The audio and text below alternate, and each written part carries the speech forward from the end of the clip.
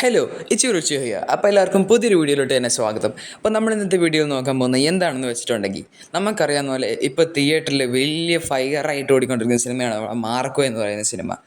ആ സിനിമ നമ്മുടെ ഹനീഫ് അദാനി ഈ പടം ഇറക്കുന്നതിന് മുമ്പ് പണ്ട് 2017-16 കാലഘട്ടത്തിൽ മിഖായേൽ എന്ന് പറയുന്ന സിനിമ ഇറക്കിയിരുന്നു. അപ്പോൾ നമുക്കറിയാം മിഖായേൽ മാർക്കോ കണക്റ്റഡ് ആണെന്നാണ് ഡയറക്ടർ പറഞ്ഞത്. ഡയറക്ടർ പറയുന്ന അനുസരിച്ച് നോക്കുകയാണെങ്കിൽ മാർക്കോ മിഖായേൽ നടക്കുന്നതിന് മുമ്പ് നടന്ന കഥയാണ്. എന്ന് വെച്ചാൽ മിഖായേലിൻ്റെ പ്രീക്വലാണ് മാർക്കോ എന്ന് പറയുന്ന സിനിമ. അപ്പോൾ അങ്ങനെ നോക്കുവാണെങ്കിൽ ശരിക്കും എന്താണ് മിഖായേലും മാർക്കോയും തമ്മിലുള്ള കണക്ഷൻ, അതെന്താണെന്ന് ഡയറക്ടർ നമ്മുടെ സിനിമയിൽ കൂടെ തന്നെ പറഞ്ഞു തന്നിട്ടുണ്ട്. അപ്പോൾ അതെന്താണെന്ന് നിങ്ങളുടെ അടുത്തോട് പറഞ്ഞു തരാനാണ് ഇന്നത്തെ വീഡിയോ ചെയ്യുന്നത്. അപ്പോൾ നമുക്ക് കൂടുതൽ സമയം കളയണ്ട, നേരെ വീഡിയോയിലോട്ട് തന്നെ കിടക്കാം. ഓക്കെ, അപ്പോൾ നമുക്ക് മിഖായേൽ സിനിമ വെച്ച് തന്നെ അങ്ങ് തുടങ്ങിയേക്കാം. മിഖായേൽ സിനിമയിലെ കഥ നോക്കുവാണെങ്കിൽ അതിൽ ജെറാൾഡ് എന്ന് പറയുന്ന കൊച്ചിനെ വെച്ചിട്ടാണ് അവർ മെയിൻ കഥ റിവോൾവ് ചെയ്തേക്കുന്നത്. ജെറാൾഡും നമ്മുടെ നിംപോളിൻ്റെ പെങ്ങളും തമ്മിൽ ചെറിയൊരു അടി ഉണ്ടായി, അതിൻ്റെ പേര് സൂയിസൈഡ് ചെയ്തിട്ടാണ് നമ്മളെ കാണിക്കുന്നത്. ആ സിനിമ നമ്മൾ മെയിനായിട്ട് നോക്കേണ്ട പോയിന്റ് എന്താണെന്ന് വെച്ചിട്ടുണ്ടെങ്കിൽ ഈ ജെറാൾഡ് എന്ന് പറഞ്ഞ കൊച്ചിനെ വേണ്ടി ചാവാൻ റെഡി ആയിട്ടാണ് ആ സിനിമയിൽ കാണിക്കുന്നത് നമ്മുടെ ഉണ്ണിമുഖൻ മാർക്കോയും സിദ്ദിഖും നടക്കുന്നത്. ആ സിനിമയിൽ നോക്കുവാണെങ്കിൽ തന്നെ അതിൽ നമുക്ക് സിദ്ദിഖിന് നല്ലൊരു ഏജ് കാണിക്കുന്നുണ്ട്. പക്ഷെ ഒരിക്കലും തന്നെ ഇത്രയും ഏജുള്ള ഒരാൾക്ക് ഈ ഒരു ഇത്ര ചെറിയുള്ള കൊച്ചിനെ സാധ്യതയില്ല. ജെറാൾഡ് എന്ന് പറഞ്ഞ കൊച്ചിന് എപ്പോഴും 14 വയസ്സ് ആ ഒരു ഏജ് റൗണ്ടിലാണ് നമ്മളെ കാണിക്കുന്നത്. സിദ്ദിഖിനാണ് നല്ല വയസ്സുമുണ്ട്. ആ കൊച്ചിന് വേണ്ടി മരിക്കാൻ നിൽക്കുന്ന മാർക്കോയും സിദ്ദിഖും. അപ്പോൾ അതിൻ്റെ അർത്ഥം എന്താണെന്ന് വെച്ചിട്ടുണ്ടെങ്കിൽ ഇവർക്ക് രണ്ടുപേർക്ക് ഈ കൊച്ചായിട്ട് സ്ട്രോങ് കണക്ഷൻ ഉണ്ട്. അപ്പോൾ ഒരിക്കലും സിദ്ദിഖിൻ്റെ മകനാവാൻ സാധ്യതയില്ല ആ കൊച്ച്. ഇനി നമ്മൾ നേരെ മാർക്കോ സിനിമയിലേക്ക് പോവുകയാണ്. മാർക്കോ സിനിമയിൽ നോക്കുവാണെങ്കിൽ അവിടെ ക്ലൈമാക്സിലേക്ക് എത്തുമ്പോൾ നമ്മുടെ മാർക്കോൻ്റെ അനിയനായ വിക്ടർ, ആ സിനിമയിൽ നമ്മൾ നോക്കുവാണെങ്കിൽ വിക്ടറിന് വേണ്ടി ചാവാൻ റെഡി ആയിട്ടാണ് ആ സിനിമയിൽ മാർക്കോ നിൽക്കുന്നത്. അപ്പോൾ മാർക്കോയ്ക്ക് വിക്ടറിനെ ഭയങ്കര ഇഷ്ടമാണ്. എന്നാൽ ഈ മാർക്കോയും സിദ്ദിഖും കൂടെ തൻ്റെ ജീവും പണയം വെച്ചിട്ട് പോലെയാണ് ഈ വിക്ടറിൻ്റെ കൊച്ചിനെ രക്ഷിക്കുന്നത്. അപ്പോൾ ഇപ്പോഴത്തെ നമ്മുടെ റിപ്പോർട്ടുകൾ നോക്കുവാണെങ്കിൽ തോന്നുന്നത് എന്താണെന്ന് വെച്ചിട്ടുണ്ടെങ്കിൽ ആ രക്ഷിച്ച കൊച്ചാണ് മിഖായേൽ ജെറാൾഡ് എന്ന് പറയുന്ന കൊച്ച്. അപ്പോൾ ഇത്രയ്ക്ക് ഇവർക്ക് ഇഷ്ടമുണ്ടായിരുന്ന കൊച്ചിനെ മിഖായേലിൽ വേറൊരു കാരണം ആ കൊച്ച് സൂയിസൈഡ് ചെയ്യുമ്പോൾ അതിൻ്റെ മേലുള്ള അരിക്ഷത്തിലാണ് മിഖായേൽ സിനിമ എടുത്തിരിക്കുന്നത്. അപ്പോൾ വിക്ടറിൻ്റെ കൊച്ചാണ് നമ്മൾ മിഖായേലിൽ കാണുന്ന ജെറാൾഡ് എന്ന് പറഞ്ഞ കൊച്ചെന്നാണ് വരുന്ന റൂമറുകൾ പറയുന്നത്. കാരണം അതുകൊണ്ടാണ് ഈ മാർക്കോയ്ക്ക് സിദ്ദിഖിനും അത്ര അറ്റാച്ച്മെൻ്റ് ആയ കൊച്ചായിട്ട്. സിദ്ദിഖ് ഒരിക്കലും ആ കൊച്ചിൻ്റെ അപ്പനാവാനുള്ള ചാൻസും തോന്നുന്നില്ല. ഓക്കെ, അപ്പം നമ്മൾ കണ്ടുപിടിച്ചിരിക്കുന്ന സെക്കൻഡ് പോയിന്റ് എന്താണെന്ന് വെച്ചിട്ടുണ്ടെങ്കിൽ ആ മിഖായേൽ സിനിമയിൽ സിദ്ദിഖ് എന്ന് പറഞ്ഞ ക്യാരക്ടറിനെ ഒരു പോലീസ് ഓഫീസേഴ്സിന് പേടിയില്ലാത്തതായിട്ടാണ് കാണിക്കുന്നത്. അത് എന്തുകൊണ്ടെന്ന് വെച്ചിട്ടുണ്ടെങ്കിൽ നമ്മളെ കാണിക്കുന്ന സിദ്ദിഖ് ഒരു ഗോൾഡ് സ്മഗ്ലറായിട്ടാണ്, സിംഗിൾ മാൻ ഗോൾഡ് സ്മഗ്ലറായിട്ടാണ് കാണിക്കുന്നത്. അയാൾക്ക് ഒരുപാട് കാശുണ്ട്. ആ കാശ് കൊണ്ട് എല്ലാ ഓഫീസേഴ്സിനെയും മേടിച്ച് വെച്ചിരിക്കുന്നതായിട്ടാണ് നമ്മളെ കാണിക്കുന്നത്. അപ്പോൾ നമുക്ക് എന്ത് മനസ്സിലാവും, സിദ്ദിഖ് ആ കഥയിൽ ഒറ്റയ്ക്ക് ഗോൾഡ് സ്മഗിൾ ചെയ്ത് നല്ല കോടീശ്വരനായ ഒരു മനുഷ്യനായിട്ടാണ് നമ്മളെ കാണിക്കുന്നത്.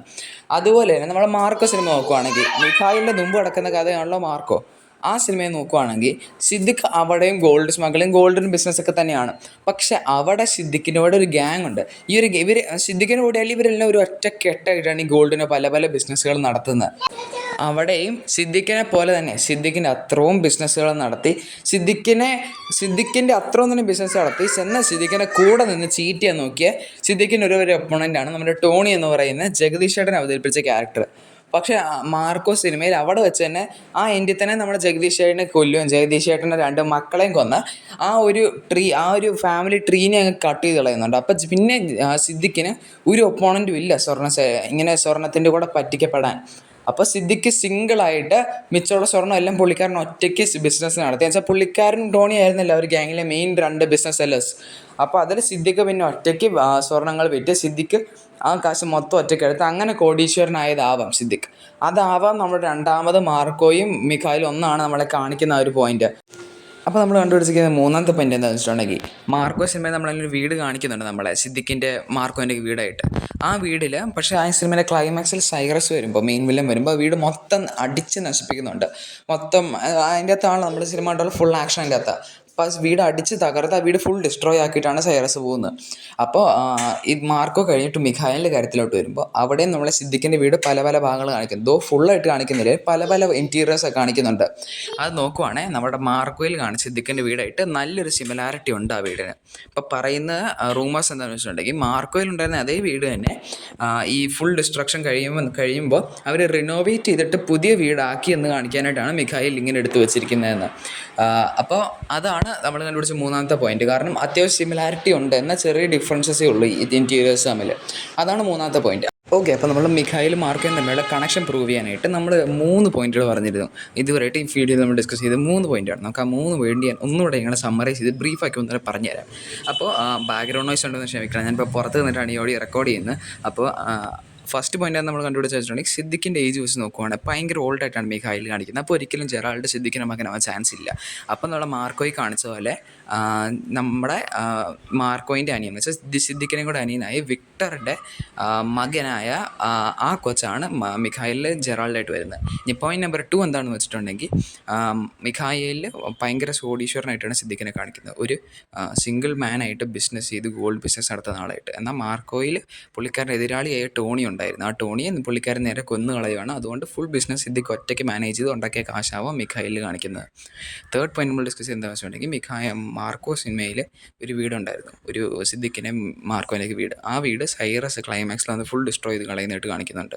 അതായിരിക്കും റിനോവേറ്റ് ചെയ്ത് മിഖായിൽ സിനിമ നമ്മളെ കാണിക്കുന്നത്. കാരണം മിഖായിൽ സിനിമ കാണിക്കുന്ന സിദ്ദിഖിൻ്റെ മാർക്കോൻ്റെ വീടെന്ന് പറഞ്ഞാൽ മാർക്കോ സിനിമയായിട്ട് നല്ലൊരു സിമിലാരിറ്റി ഉണ്ട്, അത്യാവശ്യം ഒരു സിമിലാരിറ്റി ഉണ്ട്, ചെറിയ ഡിഫറൻസുകളൊക്കെ ഉള്ളു. അപ്പോൾ അതാവാൻ ചാൻസ്.